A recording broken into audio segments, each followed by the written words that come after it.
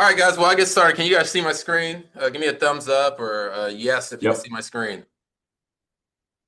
All right, got it. So, hey, want to thank you guys for joining us at the National Self-Storage Investment Club. This month, guys, this month we are celebrating our 2 month anniversary. We have been in existence for 2 months. Kicked this thing off in February, and I was just overwhelmed and amazed at the participation that we had. I didn't know I had so many friends in the industry that wanted to be part of what it is that we're doing.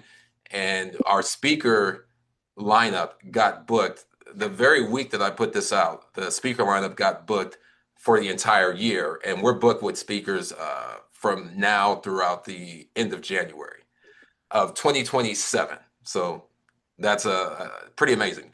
And just want to give you guys a quick overview about the club, what we're about, what we do, why we even started this. I really started this club for a couple of reasons.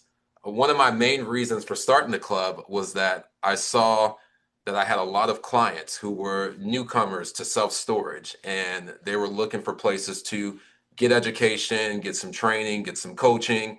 Some of them told me that they paid other coaches and mentors upwards of $50,000 just for a year of coaching or a year of being part of some club.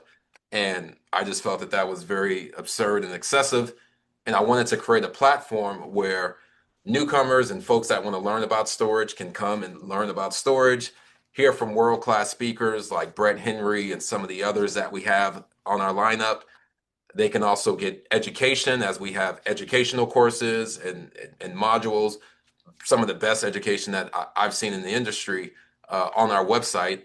Uh, Also, we want folks to be able to network with others, share best practices, find investors, find vendors, just have all of that all in one place. So that's the reason why this club existed and why we founded this club.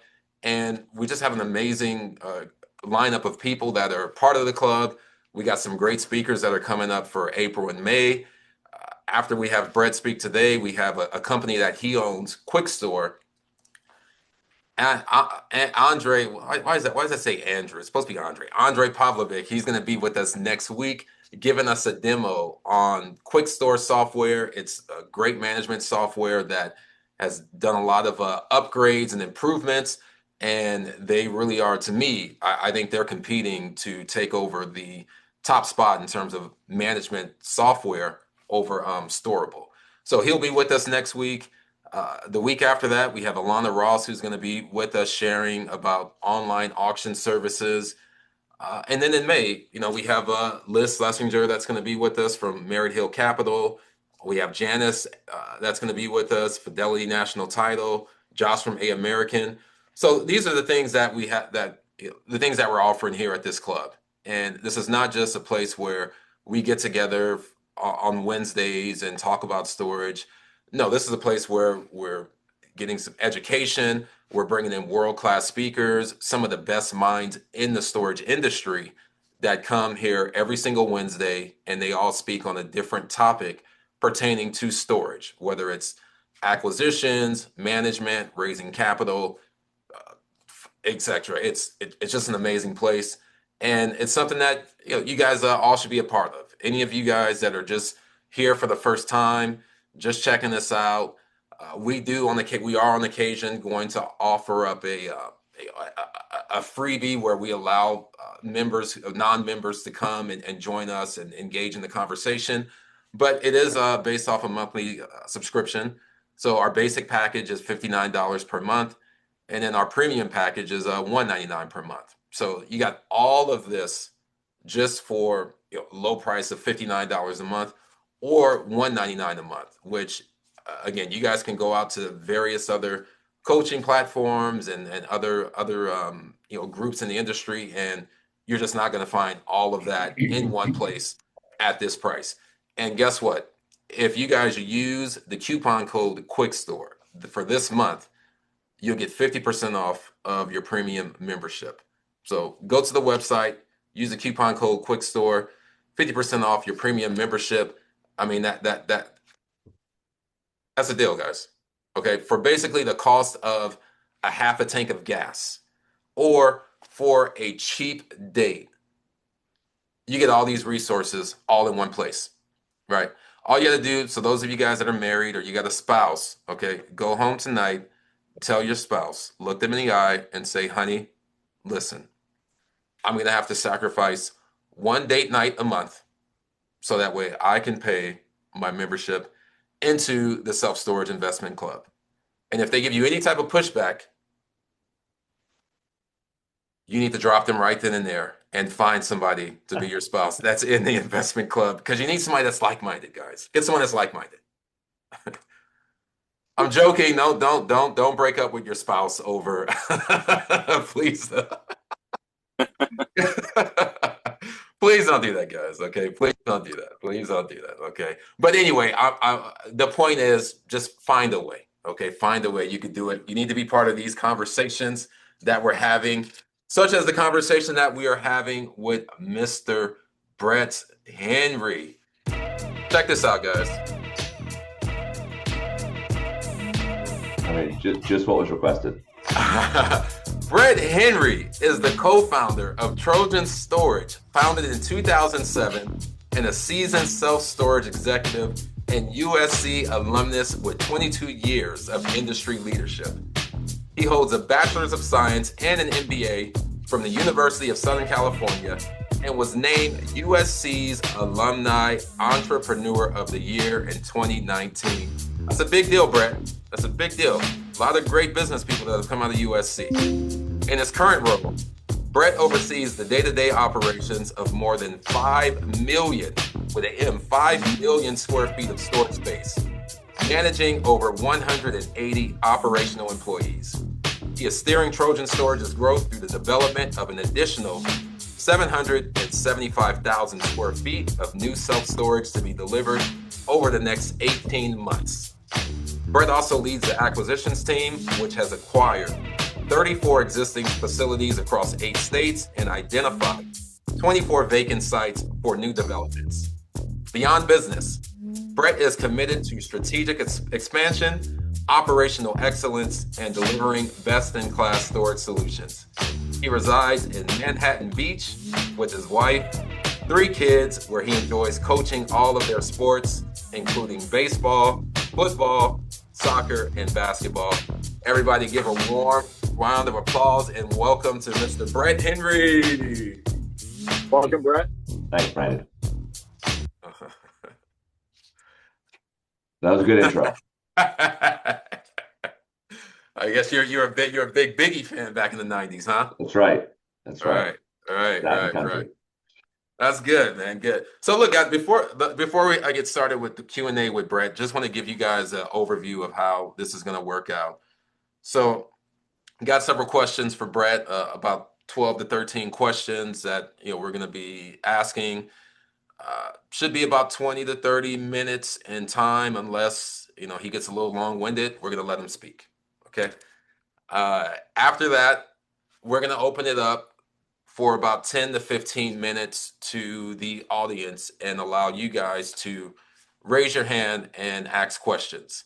Now, because there is going to be a lot of us, what we're going to ask you to do is type your question in the chat, and then my moderator will provide me with the question. I'll say your name, and I'll also say the question that you're asking. Is that fair? Go. All right, let's get started, Brett. Let's get started. So, Brett, before you were Brett Henry, Trojan Storage, USC Entrepreneur of the Year, like who were you before all of that, and what experiences do you think helped you to get to this level that you're at now, where you can scale a portfolio and be at the institutional storage level? I was fortunate enough to go to USC and be in their business school. That was helpful. During my college years, I had started a children's swim school. We taught swim lessons. I had 20 or 30 kids that worked for me, and so always having kind of the practical experience of just running a very small business while taking business classes, while talking to professors, kind of prepared me to go towards kind of a more entrepreneurial route. I've never really wanted to work for anyone else, even though I did right out of college. But I think the experience of starting a business early on as a kid and being able to go to a good business school was really helpful and kind of prepared me to build Trojan over the last, almost 20 years. Gotcha. I appreciate it. Hey, can you guys mute yourselves so that way I don't have to go out? I don't have to go out and mute you. There's a couple people that we hear some background noise. All right. Thank you guys. Appreciate it. Appreciate it. Thank you. So, uh, so Brett, what year was it that you graduated from USC, and what did you do right after, right Yeah, after graduation? I graduated in 2000 and I started working for a hotel developer. I really wanted to be a developer. I wanted to build store or at that time hotels. It wasn't it was a quick job for me. It was 8 months. I had a friend that I went to high school and college with that had started working for a kind of a pioneer group of self-storage developers. They gave me a job really early on in their operations department and told me, if I did well, they would teach me how to develop. They had built a pretty big portfolio in San Diego and LA. And it was kind of that time that I realized when I stepped into that company, what the opportunity was. When I got to that group, they had 12 sites. I started poking around at financials and reports and realized pretty quick that a good chunk of their managers were stealing from them, and it'd been going on for years. It was three or $400,000 a year, and I was able to help trace it with the owner. I kind of went from a $17 an hour worker to really being the kind of the operator of that company within a couple of years. And it was that I learned that I really enjoyed operating the business more than development. We developed a lot at Trojan over the last 10 years, but Trojan Storage was really founded on trying to go and find companies that I was running that were really underutilized, not being run efficiently, being allowed to decay, and not having money put back in the buildings, Yeah. not training people, not doing things. So it was those years that I really started enjoying, kind of the operation side of storage, and decided I really wanted to go and do it full time for a So, career. so the folks you worked for, you said they had hotels, so they had hotels and they also had a No, the storage first guy I segment. worked for was hotels, and Gotcha. then that didn't really go anywhere. And so I got a job in storage about 6 months after. And these are guys that had started building storages in the late 70s. Yeah. From San Diego to through LA. A collection at this point there's probably 50 or 60 pretty good self-storage facilities. Yeah. And I mean, what do you think made you fall in love specifically with self-storage when you started working for them? I know you said you were some, finding some discrepancies and some issues in running the business. What do you think specifically made you fall in love with, hey, I like this business? It's always been interesting because it's really a daily run business, right? We don't have long-term leases. Right. We don't have really complex negotiations with tenants. And, I've always kind of found it to be a little bit of a puzzle. How much rent can we get? Where's the opportunity? What should we be charging? How do we manage the tenant base? And so I've always enjoyed that piece. I shouldn't say this, but I'm not, I've never really wanted to be in a service business. I've never wanted a ton of employees. And storage was something where you could have an employee or two at a building to run a pretty good operation, and you didn't need the amount of staff that it would take at a hotel or some of the other real estate businesses. So I kind of appreciated the puzzleness of a storage, because when I got going, there really wasn't third party management. Right. There was probably one or two companies that really kind of did that, but Extra Space fundamentally did not exist. Public wasn't managing for people, and none of the REITs did that. So everyone kind of had to run their own building. And so I've always enjoyed. Sorry, there's sirens in the background of my No office, by the way. problem. So I've always enjoyed that part of the business, kind of figuring out how to get the highest and best use of each asset. I got you. Now with that, can you walk us through your first deal, right? I mean, Sure. okay. So you're with this company. You're in management. You move up. Uh, can you walk us through that? What that first deal look like? Where was it? What made you want to buy it? Were you still working with with the company that you were at when you bought it? How you raised the funds? Just give us an overview of that. Yeah, the first project was out in 2007. It was right before and then right after the credit crash of 2007. It was Yep. in Ranch Cucamonga. They had tried to sell it a few different times, and I identified it as a site that we thought was not being operated. It was mom and pop operators. They relied on, this is 2007, so they relied on a big yellow page advertisement as their sole form of moving it. They had a very older manager, had been there for 20 years, who Yeah. just kind of sat in the office. And we thought that the market was substantially stronger than the site was getting. And so we had the opportunity to buy it for about 6 million bucks.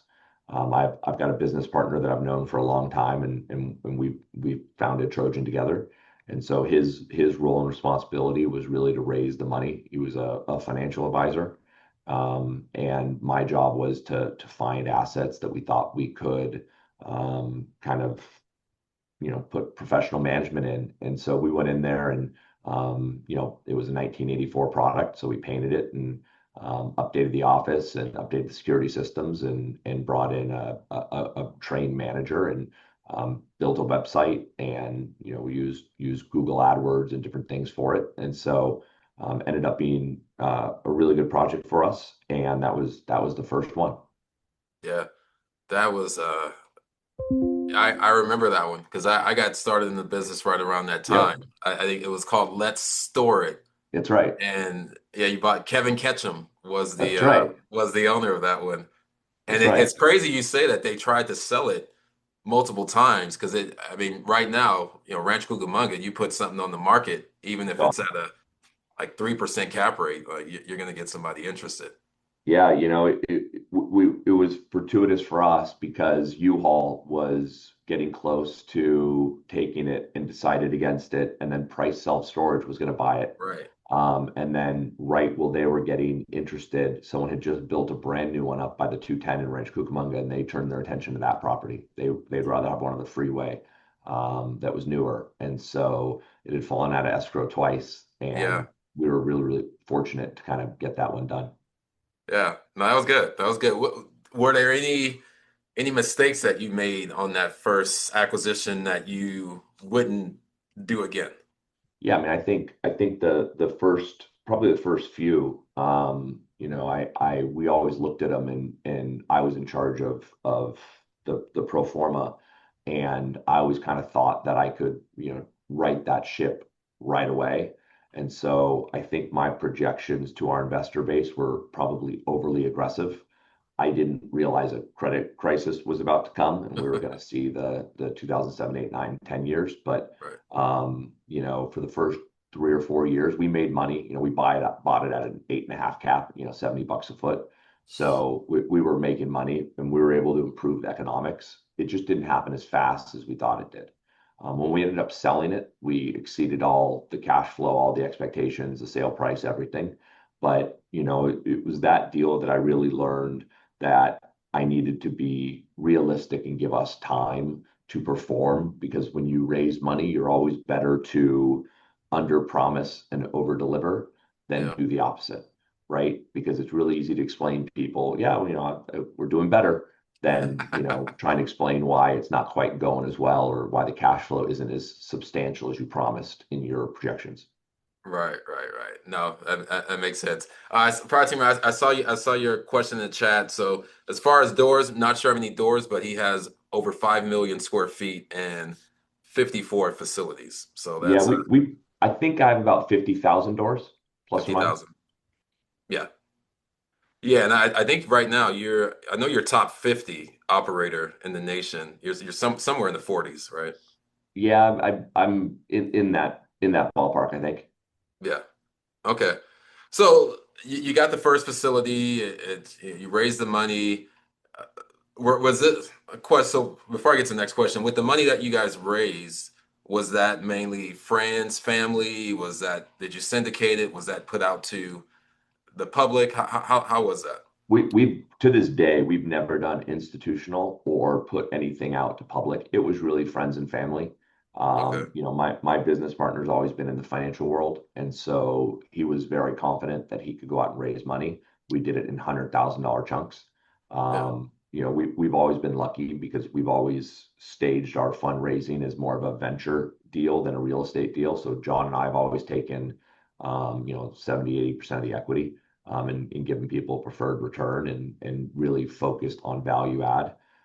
Our goal was never to be 50, 60, 70 sites. Our goal was to do real value add where we could increase the value of assets significantly, so that investors still made enough return. But then, we did really, really well on the project. We don't take fees. We don't take development fees. Right. We don't take acquisition fees.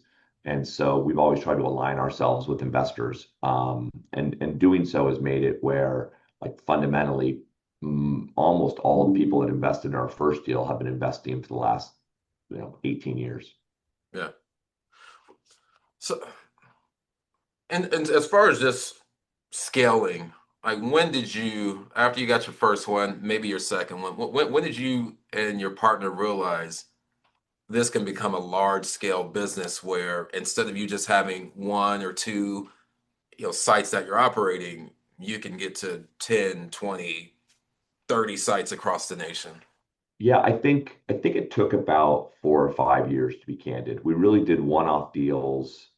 We bought the one in Rancho, and then we bought one in Ontario and another one in Ontario, and then you helped us with the one in Sun Valley in the San Yeah. Fernando Valley in 2009. We really did one at a time. We never wanted to go too far too fast. I think if we had bought a whole bunch of stuff in 2007, it could have been a problem. Yeah. Yep. And it really was once the cash flow of the assets really started supporting us that we realized we could start going a little faster and go from really just identifying, Southern California assets to doing California assets. In 2011 or 12, we went up to Sacramento, and started buying some bank-owned self-storage facilities, which is pretty rare. I think there'll be more of those coming. Yep.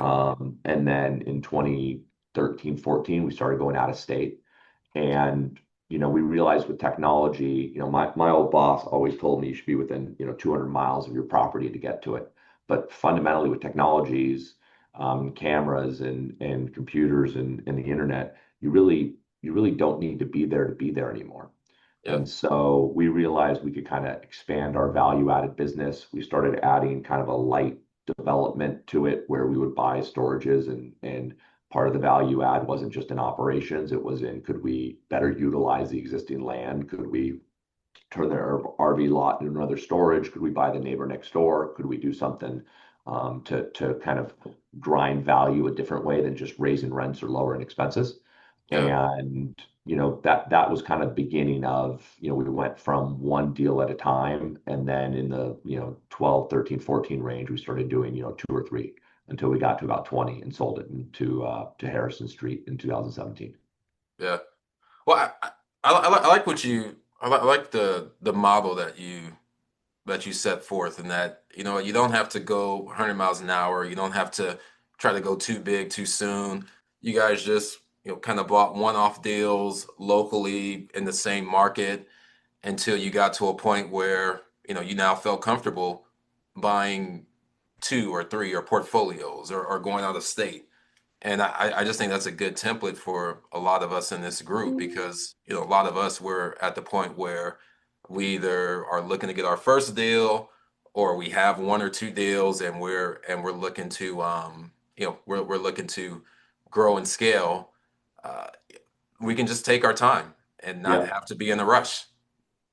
The worst thing you do, if you raise money from people, is break trust or lose their money. Yeah. We've been very fortunate that all of our deals have been profitable, and that's not to say that we couldn't do something. But, like, fundamentally, sometimes going too fast or being, not being conservative, if you lose people's money, raising money becomes very, very difficult. Yeah. Yeah. So, hey, Reggie's asking a question, and I had this in my head when you were speaking, so I'm going to ask his question. He said, "Can you elaborate on why you feel there will be more bank-owned storages coming soon?" Yeah, COVID, COVID was steroids for storage demand, and my opinion of things changed dramatically. In 2021, 2022, early 2022, one of the challenges that really became with COVID is demand just surged, and demand surged everywhere. And personally, I think it saved some areas of overdevelopment because people were with lockdowns and work from home and kids out of schools, people started really just emptying stuff into storage. Yeah. Because of our month-to-month nature, that pushed asking rates through the roof. There was not a market in 2021 that I looked at that someone didn't tell me it was, north of 250 a foot. They'd say this 10 by 10 in East Washington is getting $250. And what that did is that really, that with really low interest rates, pushed cap rates really, really low. It made people build things that fundamentally probably shouldn't have been built. And if they were built, they shouldn't have been projected at, $2 a foot, and I think Phoenix is an example. I think Vegas is an example, parts of Texas. And you had people who were really, really confident that rents don't go down. And I'll tell you, I think the last 3 years of storage operations been the toughest in the last 20. I've been doing storage since 2001. I've never seen a harder market to operate in. And with the freeze of housing supply, we need transitions, we need people to move. And so we've seen them. I think people who've underwritten deals have seen things that aren't going to debt cover. And when their banks start hitting debt coverage ratios and debt yields, I don't think banks are going to kick the can at the point. I think they're going to force people to sell assets that they know are never, ever going to get to those projections that they needed to make that loan work. And so we've bought in a few of those over the last 12 months. We've seen a lot of them, and we've seen a lot of them where the developer spent, $200 a foot building a project in Phoenix, and most of the market thinks it's worth, 140, 150. And I don't think it's going to be as quite as bad as 2010 and 11 for people, but I definitely think you're going to see pressure on things that were acquired in 22, 23, that people just didn't appreciate that rents actually can go down. Yeah. Thanks, bro. I appreciate that. I was gonna make comment as you were talking about Phoenix, and I was doing some research because I'm selling stuff across the nation, also own some stuff, and like these secondary, tertiary markets, rural markets, and something that I noticed is that people in some of the smaller rural markets that didn't see a lot of influx of development from the institutional storage developers, their rents are higher than they are in some of these metro areas like Phoenix and Yeah. Vegas, where they have to give so many discounts just because they're competing with so much new supply. you know the the biggest challenge, like we've always held pretty closely, the amount of supply versus the amount of population in marketplaces. LA is a very, very low number. It's hard to develop. It gives us, population, and we think protects us a little bit. Yeah. But the worst thing that happens to markets is when 3 or 4 or 5 storages open over a 12 to 18 month period around each other. And without making this a political debate, generally speaking, red states are easier to develop into than blue states. Yeah. It is not easy to develop in Los Angeles. I've got a project that we're on year 5 of the entitlement, and year 2 of the permitting. In California, it's a good location. We're going to be happy, but we thought it would take 18 months. And so we've held that land for, the last 6.5 years and just had to manage it. And so Arizona is different. Texas is different. Florida is Yeah. different. Yeah. You can build in those. And, if you talk to people that are in Dallas, again, in the COVID boom, buildings filled up, rents got great, but that brought new development. And that new development, as it opens, Everyone always seems to think that, the best way to get new rents, get highest rents in market is go put in the most beautiful building in the world into that market. But that's not usually how it works. We don't No, we don't fill up our buildings above market rents. If we think we can achieve, $2 a foot in the market, oftentimes we're starting at a buck 25, a buck 30, and you're filling up and you're using rent increases and you're managing your revenue. But it takes you time to get to the top of the market. But if there's four or five guys who are implementing that same procedure, it can be a race to the bottom. And, if the average tenant stays, 18, 20 months, and you get a couple rent increases out of them, it's hard to go from a $60 10 by 10 to a $250 10 by 10. yeah, And it just takes time. And so, I think that's why you see, I talked to some SC kids, who are kind of looking at what you just said, some more tertiary markets where extra and public don't exist. yeah, Some of the yeah, nice parts about that is there's just not, my group and a lot of the groups that I compete against, we're not going to go into right, Pahrump, Nevada. right. So there's some protection in there if you can buy a mom and pop, and there's probably more stability in your rent rates. Right, yeah. No, you're right. You're not going to Hattiesburg. You're not going to see a Trojan Storage in Hattiesburg, Mississippi, or any place like That is correct. that. All right. Next question. What do you think changed for you? I would say between deals 1 and 10, I would say, where you began to start scaling at a rapid pace. Was it the capital? Was it the deal flow? Was it your mindset? Team, You like know, what it's both, right? So it's okay, all of it. So equity became easier. People were having success with us. The best thing you can do for investors is to send them distribution checks on an annual basis. That gives confidence. And when we were performing really well, people wanted to invest more. So we realized we had equity.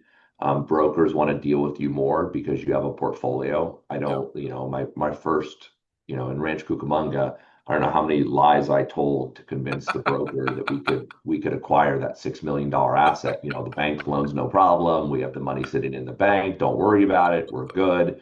And calling everyone we knew to make that happen. I don't fundamentally I didn't have to do that anymore. Right. If I was going to go buy a $500 million portfolio, I think the brokers would ask me to show my capital. But when I go to buy a 10 or $15 million asset now, no one asks me to prove up, do I have the ability? So as you grow and protect your relationships and protect your integrity, um, I think the only one, I don't know if there's a seller that wouldn't sell to me again. Yeah. I've never ever tried to step on people and get every dollar out of every transaction, even when I thought I had all the leverage to do it, because I care about my reputation. If you go ask about me in the industry, I think 8 out of 10 people will say nice things about me, that I do what I say I'm going to do, and it's a small world. If you start burning people or burning brokers or going around people, the word gets out quick. So deal flow became better. Yeah. Lending's always been tough. That's always been our biggest challenge. Storage lending's tough. Even to this day, it's always tough.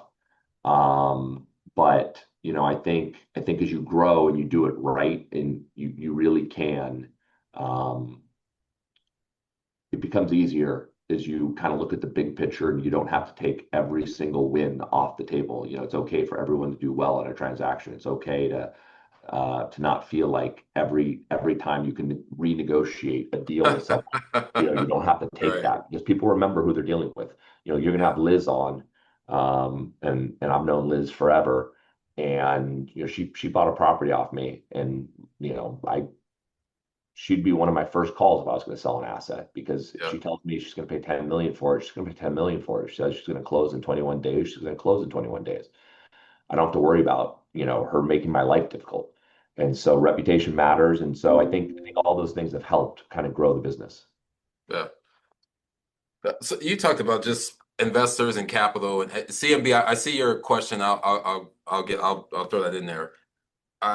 one thing I want to know, and other folks too, is like how did your capital stack change from your first couple deals when you were just getting started, versus where it is now? Like with those first couple deals, was it more, hey, friends, family, SBA financing, and then now that you're at this level, how does that, yeah, how does that look? Sure. I mean, in 2011, the SBA made a change that storage was allowed in their 504 program, and Yep. so we took huge advantage of that because you could leverage up to 85%.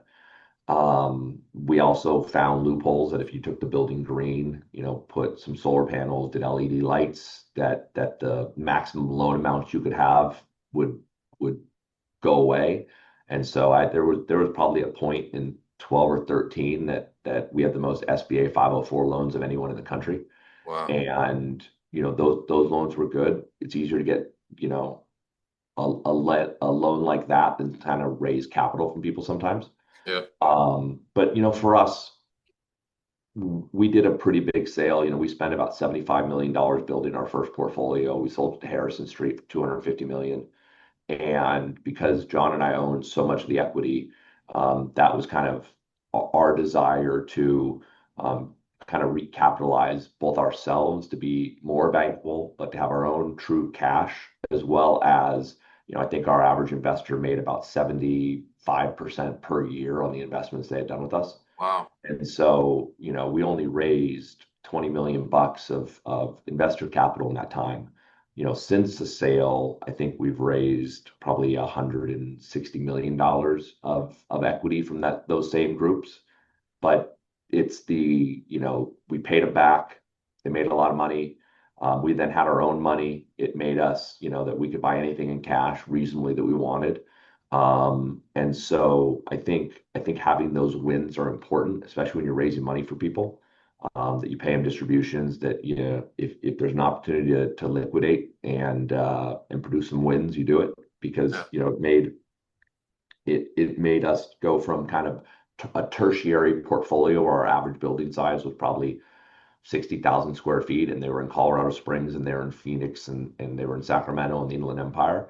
And it allowed us to kind of refocus our business. And I think my average size is probably 100,000 square feet. We've built Yeah. about 3 million square feet of development sites over the last 8 or 9 years. And we've then been able to acquire some really good sites that we were able to use cash and do it very quickly. So, it's a progression that's allowed us to kind of move forward, to kind of continue to grow the business. Yeah. No, you guys have some really good sites. I've seen probably every year, every other year, one of your developments is it wins new construction of the year or facility of the year awards for inside storage and modern storage. So no, your sites are, Thank you. yeah, really good. So CMB had a question, and we'll get back to the Sure. capital raising. He's asking, the last 3 years have been difficult. What do you see over the next 3 to 5 years in the industry with consolidation, lack of housing movement? So yeah, what's your Yeah. kind of crystal ball? Well, I think you probably just saw the biggest barometer that you could have asked for of what the future of storage is over the next 10 years, with Public Storage buying a portfolio in NSA. Yep. That portfolio is the Sun Belt. It's Yep. it's an interesting kind of mix mash of assets all over. I think Public Storage just said that we're at the bottom. This was the time to buy, and that they don't really care where the assets are, to a degree. That we're bullish in storage everywhere. And no one from Public Storage is on this, so I could say it. They're pretty good at what they do. They may not be the nicest group to work with all the time, but they've got a lot of data. They've been doing this for a very, very long time, and this is the fourth or fifth kind of big portfolio I've seen them take down. And I think that's a good sign that eventually we're going to see demand pick up here. Yeah. I don't know that interest rates are coming down. I wouldn't bet long-term interest rates are coming down. But eventually people are going to move again. You're not going to, life changes, even if your interest rates don't. And so I don't know if housing prices are coming down. I don't know if real wages are going up, but eventually people are going to start moving. I think that's what public's betting on. So for us, we're pretty bullish. We've been buying stuff at kind of basis over the last year. We bought something in Phoenix we normally wouldn't buy, but we bought it for 6 million when the former owner had bought it for 9 a couple years before. Wow. And it felt like a good price per pound to go in, and we've done that a few times now over the last year. And so, I think when you look out, I think public signaled, hey, we think things are about to get a heck of a lot better. Right. And I'm a believer in that as well. And it looks like from what you were saying that they seems like they're going all in on the Sun Belt because not only did they buy that portfolio where a lot of it is in the South and Southeast, but they moved their offices to Texas. Dallas. Yeah. Yeah. So I mean, it's Yeah, I mean that as someone who's based in Los Angeles, it's not always great to see company after company. KB Homes just announced they're relocating out of California. yeah, Um, I think it's the growth of the business. I don't think that's the last REIT. I'm going to be very, very surprised if CubeSmart survives the next 12 to 18 months, and they don't get acquired by Extra Space Republic. I think the consolidation continues. But I also think there's now going to be a business out there that you're going to see more people rushing to try to create branded regional storage companies because 5 years ago, turning your building over to public or Extra Space, I kind of got it. They're professional, they get it, but they're starting to push 3, 4, 5,000 sites each. We go crazy sometimes having almost 60. And I think there's going to be a new push for these 3 and 4 and 500 site operators because I think people are going to need them. I don't think you can just allow 2 or 3 companies to run all the storages across the country. So I think you're going to see consolidation, but I also think you're going to see some of the companies my size start to get bigger. And I think competition is generally good. yeah. So appreciate it. Uh, so getting back to just raising capital, I mean, you and your partner, you're very good at it. What do you like? What separates you guys and operators like yourselves who successfully raise capital?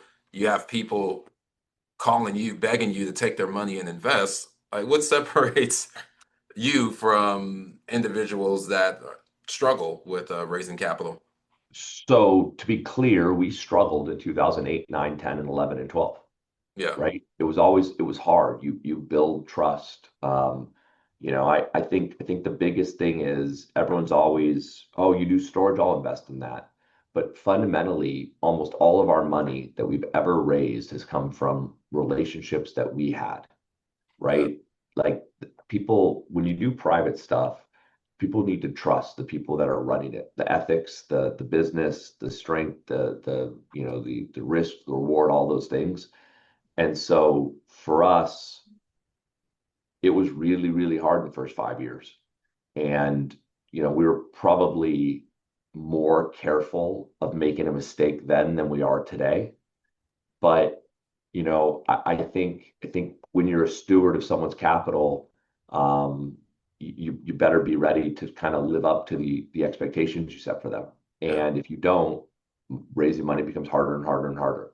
So today it's easier. It's still never, it's never done. But I think as you kind of, like I said, I think building a reputation, building success, not having to, like whenever I see an entrepreneur want to invest in me and they've got this projection where they're going to go from 1 to 1,000 in 3 years, it's usually not for me because I think sometimes you're more focused on the growing than how you're growing. And so when you're managing those relationships, you got to do it right because one bad deal can sink you from raising money ever again. Yeah. No, you're right. That's true.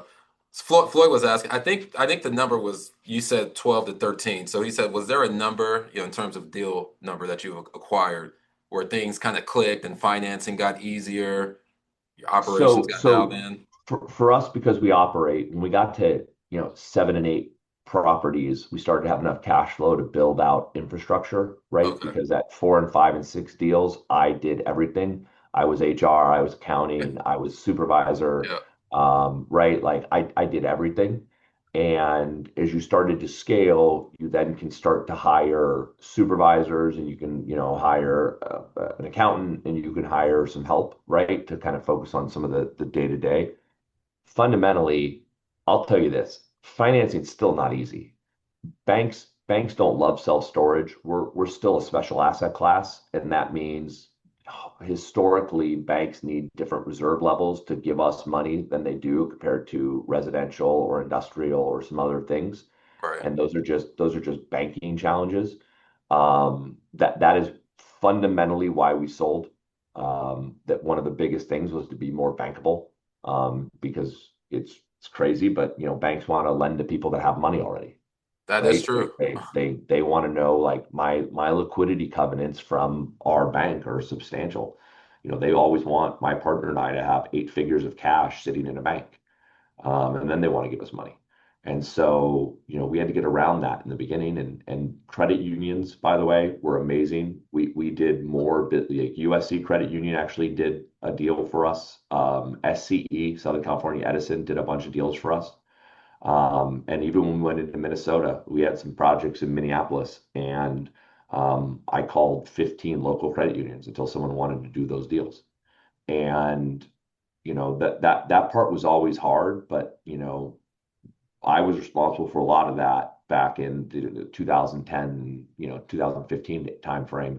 And I mean, I literally would just pick up the phone and call every credit regional bank I could because like Wells Fargo just started loaning me money in the last few years. Wow. And I'm not talking CMBS and some of the other, I'm talking like balance sheet lending, which is what we want because it's flexible. Sometimes Wells Fargo, even with all of our scale and all of our cash, would kind of be like, we don't really want to do this. So lending is probably still the biggest challenge that we've had Wow. in the space. So credit union seems like it'd be a better. Credit unions are Right. great listen, if you're buying 1 to 2 to 3 to 4 to $5 million storage facilities, credit unions are amazing. Okay. SBA 504 with credit, those are great. Okay. Gotcha. Cool. I think you used USC Credit Union for the Sun Valley deal, right? Was that who you used for that one? So we used for Ontario, we did USC. It was the biggest loan their credit union ever did, and Right. then they referred us to SCE Credit Union. All the credit unions kind of like syndicate their deals in between each Okay. other. So SCE would do a loan, and then they'd call 5 credit unions, and each credit union would put $1 million in. And Got it. so we kind of valued those relationships, and they helped us kind of grow the business. Okay. Got it. You answered a couple of. I mean, you gave us some nuggets, but I just wanted to ask: was there anything else that investors care about? Like, what are some key points that investors care about that you see a lot of sponsors miss when they're trying to put together deals? So I'll say this, my like when we sold the first time, it was hard. You feel like you're giving away like a piece of you, Yeah. right? Like these are my assets and these are what I have. My investors didn't care about that, right? It's not that they don't like our brand and what we do and the trust, but they don't have the attachment to the people and the assets and all the things that go into it. They have attachment to risk and reward and cash. Yeah. And like that's fundamentally what their decision is, right? Like they don't really care about helping me and John build a portfolio of 50 sites. They want to make sure their capital is protected. Right. They want to know when they're going to get distributions, and fundamentally they kind of want to know when we're going to liquidate. I've got one investor that wishes we would never, ever, ever, ever sell again. He didn't like it the first time. He's an old school guy. He wants to keep his money in it forever. Yeah. But most people at some point want to see their capital returned. put back in their bank and then reallocated. And so, you know, the investors are much more return and risk focused, and there's not the same um, attachment to all the pieces that you have to be attached to as you run the business. You have to care how Yeah. your employees feel and Yeah. and what they're doing, and personal problems come to you, and all those challenges, and fixing the buildings and doing the right things and managing customer problems, right? They just want their cash. Right. And so I think for them it's not as emotional, right? It's a business decision. So I Yeah. think, we have always focused on what's the rate of return required for people to want to give me money that I could lock up forever. And for us, that was always, if we get about, 18 to 22% per year on average between distributions and appreciation, people have always been really happy. Okay. And so I think for us, that's all we focused on. We actually, I can say this with true honesty, and I think, I don't know if Chris Chan's sitting there anymore, but Chris Chan worked with me for a long time, and whenever he brought deals or we looked at things together, we only focused on the return to investors. We actually never focused on how much money we were going to make, because we Right. knew if the investors made 18, 19, 20%, we were doing really well, right? And so that was the focus. How do we make sure that they do well? Yeah. How, in terms of your investors, how often do they want to hear from you? I mean, I know it's just money, or do they even want to hear from you, or is it just, hey, send me my check and it's as long as it's good, I don't care what you say here. Today it's different. We Yeah. used to do quarterly updates. Now we do a big annual update. John Okay. Frost writes that. He's writing it right now. I would think it's out in the next 2 to 3 weeks, and it'll come out with financials and a big report of kind of like macro, micro expectations, things like that, kind of where our brains are on the industry. And some of them want a little bit more touch. So I think if you have the capacity, if I was starting out, I would deliver a quarterly little update, Yeah. um, financials, a little synopsis of what's going on and what's happening. And by the way, I would never shy away from sharing the good and the challenge. I've told everybody who's asked, the last 3 years has been fundamentally really hard to run self-storage. Yeah. It's even in our markets in LA, our occupancies are 90%, but it's not as easy as it was 3, 4, 5, 6, 7, 8 years ago. It's just been more challenging. So, I think you don't want to over communicate, but you definitely don't want people having to bug you. Right. Yeah. I got you. Makes sense. Uh, you said something about the amount of equity that I don't know if you could share it or not. I don't know if it's confidential, but you and your partner seem to be able to retain a lot of the equity in your deals. How is that? I mean, I think you said the number was 60, 70%. I mean, how?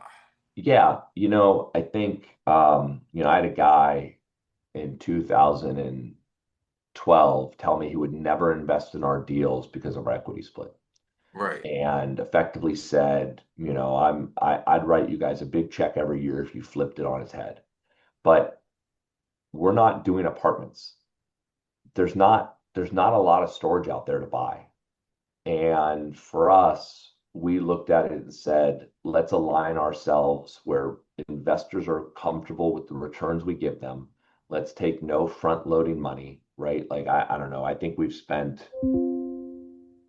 5 or 600 million dollars on development over the last 8 or 9 years. Okay. Most of my competitors would charge a 5 to 7% upfront fee for doing that. And you Right. raise that money and pay yourself. We Right. never really wanted to be paid to build sites. We wanted to be paid when they were really successful. Yeah. And if they're not successful, then the money should almost all go to the investors. And but we kind of knew who we are. We weren't really trying to be like, I candidly, if you had talked to me 10 years ago, I didn't think I'd be in this position of having 50 or 60 storages. It truly kind of happened organically. We always thought we'd go find one deal, maybe two deals a year that we thought were really, really undervalued, where we could go in and apply our operations and grow the business. And that, like I said, that even with our equity split, which is a challenge, right? Because if you are only Yeah, giving the investors, 25, 30% of the equity, but you want to give them 20% of the return, then you effectively kind of have to double the value of the asset in 5 years. And so we've never gone out to just buy what I'll call a bond deal.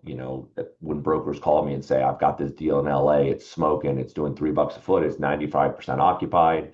We don't really look at it because that's not what we do. We're there to buy that site in LA that is doing $1.50 a foot and at 99% occupancy, but we're confident we can get to $3 a foot. right. That's the type of deal we want to do. So we've never wasted our time just trying to scale the scale. We've always spent it trying to, add value. Yeah. Gotcha. I appreciate it. What do you think? And I see your question, KK. And hey, if you guys have any questions, start putting them in the chat. I'm getting to the end of this. I was going to ask you what mistake or set of mistakes do you feel cost you the most money, and what did you learn from it? I always tell people like I was fortunate from operations to really have made a lot of mistakes running somebody else's storage company for 5 years. Right, right, Right? Like when right. we, I could test things, I could try things, and it didn't, not that, generally speaking, I did more good than bad. Yeah, But when I did mess something up, it was on someone else's dollar. I think the biggest challenge at Trojan has been development by far. The reason we make so much money when we do it is because the cities are challenging. We've got two sites that we've had in escrow for 4 years. One they're both in the San Fernando Valley. yeah, They're both going to be very large storages. They're both very close to entitlement, but we've spent $1 million on each to get them where they are, and we had to do that without having a guarantee we were going to be able to be successful getting them developed. So. Um, I think development's where you learn the most lessons, and they're painful. I tell people all the time, I getting into storage is different than when I got into it because of third-party management. That has changed the game a lot over the last 10 years. yeah, But there's a lot of money in development, but you really got to make sure you know what you're looking at and you got to know what you're doing because it can eat up a lot of capital. It's not easy to lease them up. Market rent isn't such a thing in my mind. There are some sites that are a half a mile away from each other, and one can make $3 and one makes $2. yeah, These are microclimates, and so you got to be really careful. So I always encourage people, one, go work for someone in storage and go see how they do it and see what you think is right, see what you think is wrong. But I also encourage you that, finding some value add and trying to find something that's challenging, that the owner's not really managing the revenue and the expenses and all those things, like start slow. Like learn how to do it, yeah, see what works, and you'll see that I think I've had 70 or 80 or 90 storages in my life. They all operate just slightly different. All the markets are slightly different. And I'm from LA. I'm from the San Fernando Valley. Project in Arleta is different than Sun Valley, which is different than Burbank, which is different than Glendale, which is different than Calabasas. yeah, And you have to appreciate that because where your customers come from and how they find you and their willingness to pay and their willingness to deal with rent increases, it's just different. And so you got to be mindful of paying attention to that. yeah. All right. So with the development, KK, he has a question. How did you get into developing ground up storage and gain the skill set to do it? A lot of pain and suffering. We did some add-ons to existing buildings, which was a really good start into, someone mentioned our Rockland facility that had a couple of like pads that came with it that the old owner was going to develop at some point. And so we developed those.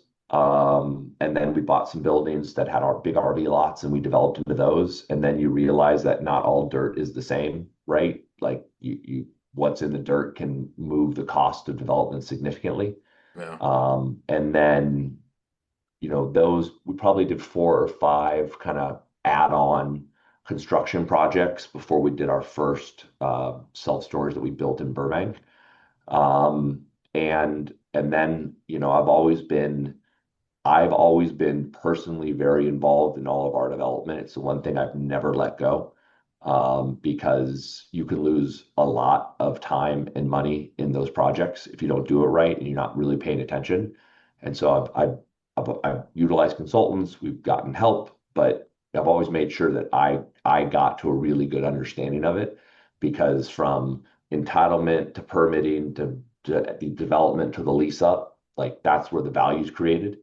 And if you don't do it right, it can take forever. It can go wrong. You can underestimate what it's going to be. And so again, we kind of slowly broke into it. And then, after we did a couple successful ones, then we really started, where we would put up, I don't know, 6, 7, 800,000 square feet each year. But we did that over time to get comfortable. We did the first one first. Yeah. Yeah, and I think you talked about how involved you are with it. It seems like you have to be involved because you're not making any fees on the front end, from what you said. You're making all your stuff. You're Yeah, I don't. We've never the only fee we take is a management fee, but that yeah, management fee fundamentally like doesn't go to me. It goes to the 40 people in my corporate office that help run the sites, and right. so it's not a profit generation for us. It's to make sure we have enough people to run the site. So yeah, it's from standing up the buildings, it's a 5 year, 6 year timeline to I found a piece of land, it's stabilized, and it's got cash flow. It's a long project. Yeah, gotcha. Okay, Brett, I want to be respectful of your time. How much more time you got? I have a Good. couple more minutes. Okay, Yeah, if all right. there's any more Uh, questions. yeah, a couple. Pratima is asking, any good marketing tips for renting? Um, you know, I uh I think the first one is make sure you're um, appropriately positioned in the market, right? Like that's the first thing we make sure um, we really manage, because if you're not positioned correctly, then the marketing sometimes doesn't matter. Yeah, And you make sure you have your plan of how you're going to utilize that revenue. For us in our markets, it's fundamentally been about conversion and SEO and organic and maps and don't underestimate signage and visibility. At our buildings that are on main roads with 40, 50,000 cars or 150,000 cars on the freeway, I think we probably get 70% of our business from that. yeah, So you got to make sure your signage is good, your building's appropriate, that when people pull up to it, they feel comfortable. I still think 65% of our renters are women. We used to joke that my old boss used to like to unscrew every other light bulb in his old buildings because he wanted to save money. But at Trojan, I've invested $2 or $3 million into Noki's locks and OpenText locks, and we always have top of the line security. We're always well lit. We've always got a little music going in the hallways, right? We want yeah, people to feel comfortable. So, we kind of focus on like where the funnel starts to where the funnel ends, and making sure that all the different pieces. So when we do pricing updates, our marketing team's in there, our operation team's in there, our revenue analysts are in there. We've got everybody a part of the conversation because they all matter. That it's not enough just to get someone on your website. You got to get them to sign your lease.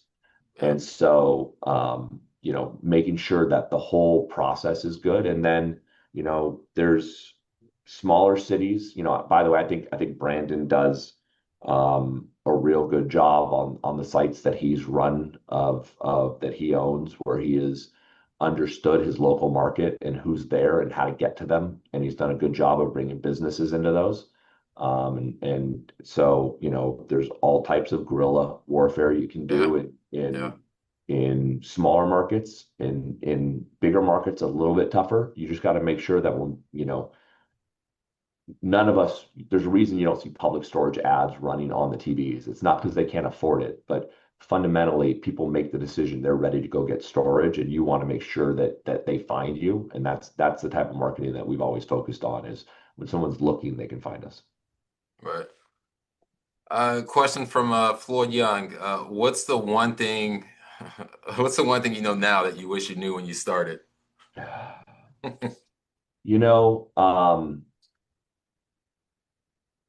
I think appreciating the patience of the journey. I think realizing that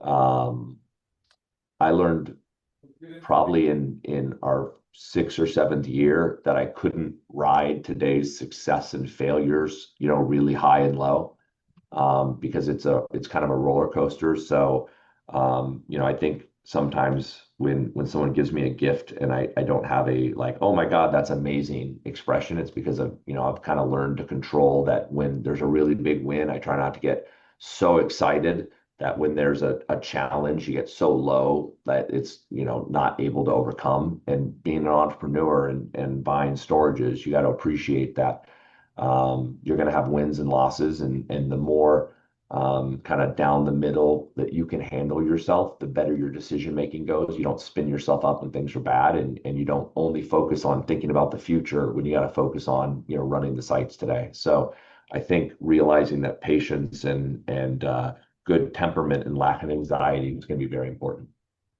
I got you. All right, here I'll do two more, and then Sure. we'll cut it off. So, well, actually, I think I know the answer to this one. Someone's asking, do you mentor first timers? That's I think that's the answer is Brandon's no. job. That's Brandon's job. I've got enough young college employees that I have to manage to Yeah. get to anyone else. But I think Brandon's doing a good job of that. Got it. So this one is there a site that you thought was going to be a home run and it wasn't? And what did you learn from that experience? Yeah, I'll tell you this. The one thing that we changed about 10 years ago is we really started creating annual funds versus individual property investments, right? Where, you know, historically people would invest in your property A, and your success and failure was property A. Lately, over the last 10 years, we've really put, six or seven sites into a fund, and everybody invests in the fund, because fundamentally, like, a pro forma is a pro forma. Yeah. It's what I think, not what I know. My financials are now what I know. And, we built four sites in San Jose over the last 5 or 6 years that are about 125,000 square feet each. And I'll tell you, the one that we thought was going to do the absolute best, had the best demographics, had the best household income, had the least supply in the market. It has the worst location, doesn't have the visibility of the others, but we thought that one was going to outperform all of them. And the one we built, 5 miles down the road, that's on the 101 freeway, and it's got huge visibility, but the demographics aren't as good. The supply is a little bit higher. We thought we loved them both, but we wouldn't have built them. But if I had ranked them, I would have switched their ranking. And the one on the freeway with lower demographics and lower household income, which opened a year later, is ahead in occupancy, ahead in rental rate, and doing much better. And so, it's why I've always tried to err on the side of being conservative when we do analysis. I've always done things in a range. I never tell people I'm going to make a buck 50. I mean, when you do a pro forma, I get it. You have to like pick a rent rate and grow it. But when I've always discussed an acquisition, I've always looked at it as like, hey, what's the minimum I think I'm going to do? What's my best case scenario, and where's my likelihood of where I'm going to fall in those ranges, right? Because expenses are pretty easy. Expenses don't really move on you a whole lot, but your revenue is really what is going to drive the value. And so, for us, the margin of safety when I invest is, what are my returns in that threshold? If I Right. only can get to the low end, am I going to be okay? Um, and then the high end doesn't matter. But if the low end puts me in danger, I won't buy it. Right. That's good. All right, well, Matt, is there anything else that you want to share with the group? Anything, where you see opportunity in storage and in the next couple of years, or something, an action item that they can do in the next 90 days to, I would read, I would educate yourself, I would follow what the REITs are doing, where they're buying, how their revenue's going. I would have conversations like this. There's, Liz from Merritt Hill has a much different business model than me. She yeah, really is an aggregator of storage. Her portfolio, if I've got a billion plus portfolio, hers is probably three. It's a lot more sites. She's an aggregator. She's really, really good at her business. She's as good as it gets. And, getting to speak to them and be at conferences, when someone asks, do I mentor? No, but at conferences, has someone pulled me aside and wanted to talk about 10 minutes? Absolutely. I go to lunch with my friends that own 50, 80, 100, 250 sites because we talk. Because for me, I'm from San Diego to Seattle, right? I've got, I don't know, 30 or 40 on the coast, and then we've got some in other places, but I've got enough storage that I'm able to see trends that are happening across them. And usually what I'm seeing, my competition is seeing. So it's kind of the nice thing about storage is while it's really, really privately owned, most of us will kind of share what's going on because it helps everybody make better decisions that help us all. So if you're interested in it, I think conversations like this can be helpful. I think going to the conventions, meeting with people like Brandon and people that are around owners and seeing results are helpful. And then, making sure that you're applying that to whatever type of building you're buying. So, if you can kind of follow the trends, and I think we're at the low end of the market now. It starts giving you opportunity to go out and buy some stuff and watch it grow. there you go. Well, Brett, I really appreciate it, man. It really has been a pleasure. You're a gem to the industry, and at some point we will have to have you come back on, and maybe when you come back on, we'll just do a full, I don't know, 20, 30 minute Q&A session. Sounds like a plan. But again, it's been a pleasure. Hey, you guys, listen. Also, Brett, he also owns Quick Store Software. So next week we have Andre from Quick Store. He's the Chief Information Officer. He will be here giving us a demo of Quick Store. Again, it's an amazing platform. It's something that in the near future, plan on switching from Storable over to Quick Store.